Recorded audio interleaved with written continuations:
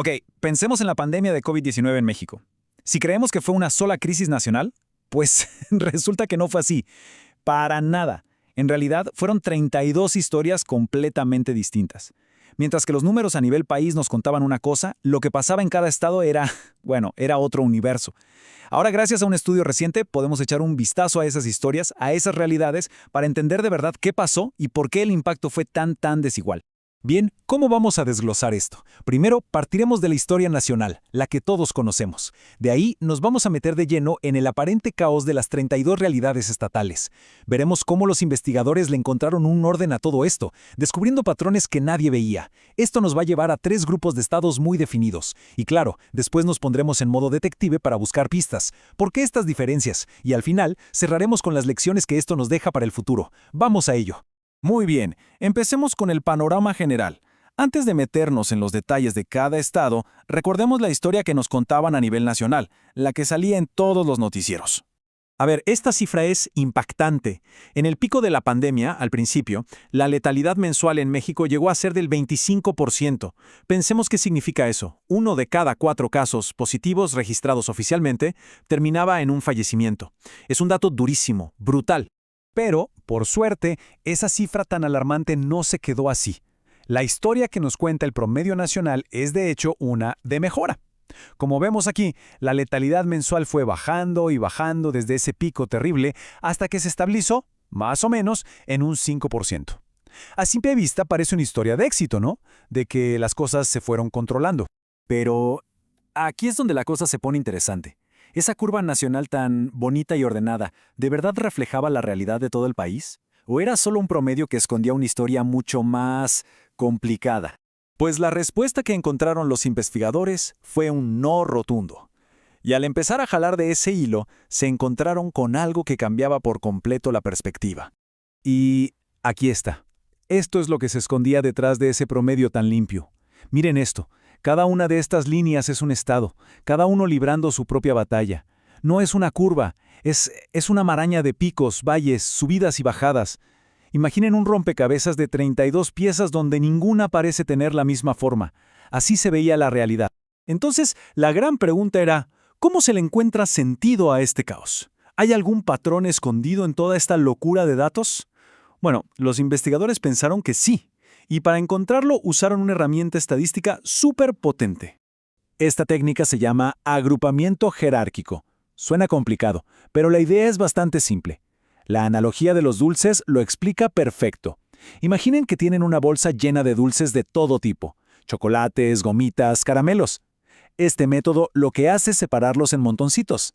Pone los chocolates con los chocolates, las gomitas con las gomitas, basándose en lo que tienen en común. Y así, de repente, en un montón de datos desordenados, ¡pum!, aparecen grupos claros que antes no podíamos ver. El proceso fue súper metódico. Primero, recopilaron todos los datos de casos y muertes de los 32 estados. Luego, con esos números, calcularon la tasa de letalidad para cada uno, mes a mes. Y el paso clave, el momento de la verdad, fue aplicar esta técnica de agrupamiento para que los mismos datos respondieran a la pregunta: oigan, ¿qué estados se comportaron de manera similar durante la pandemia? Y este es el resultado. Miren cómo ese caos de líneas de colores se transforma en algo ordenado. De repente todo ese ruido desaparece y emerge un patrón súper claro. A pesar de todas las diferencias, los datos mostraron que los estados se podían agrupar, de forma natural, en solo 3 grandes grupos, 3 familias. Bueno, ahora vamos a conocer a estas 3 familias que encontró el análisis: el grupo de alta letalidad, el de letalidad media y el de baja. Veamos qué estados cayeron en cada categoría. La clasificación es bastante reveladora. Por ejemplo, en el grupo de alta letalidad, o sea, los que tuvieron los picos más duros al principio y les costó más bajar, encontramos a estados como Morelos o el Estado de México.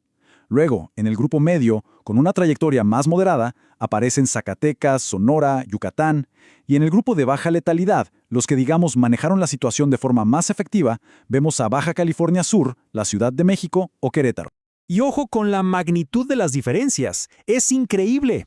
Hubo estados que en sus peores momentos llegaron a tener tasas de letalidad de más del 40%. Es una locura. Pero, y aquí hay un punto importante, la buena noticia es que incluso esos estados que empezaron de la peor manera, con el tiempo, lograron reducir esas cifras de forma muy significativa. Ok, y todo esto nos lleva a la pregunta del millón. ¿Por qué?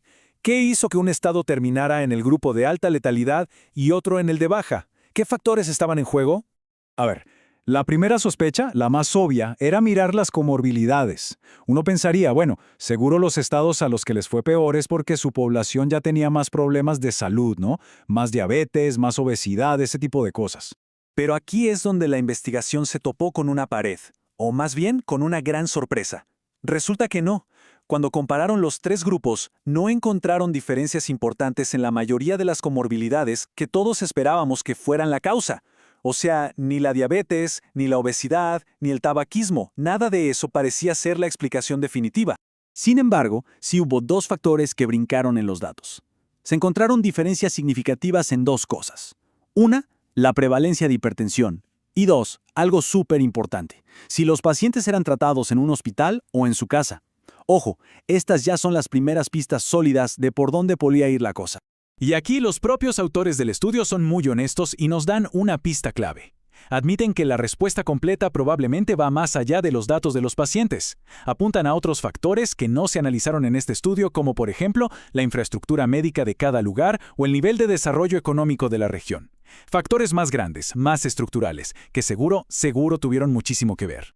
Entonces, después de todo este recorrido por los datos, ¿con qué nos quedamos? ¿Cuál es la gran lección de todo esto? Porque las implicaciones para el futuro son importantísimas. Quizá la lección más grande es esta. Una crisis nacional no es una sola cosa. En realidad es una colección de muchas crisis locales, cada una con sus propios desafíos.